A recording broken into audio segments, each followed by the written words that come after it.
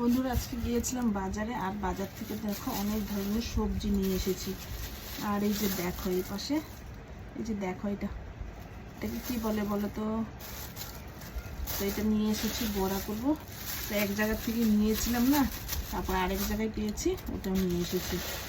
আর এই পাশে দেখো ডাঁটা নিয়ে এসেছি, তারপরে যে বেগুন আছে, আর এই যে এখানে আছে লেবু,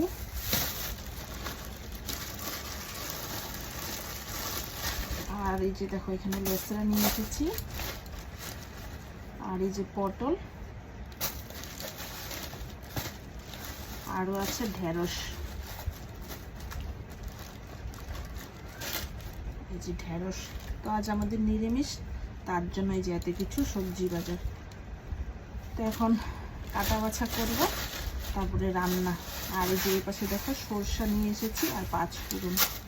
চলো এখন কাটা বাছা করবো, তারপরে রান্না করবো।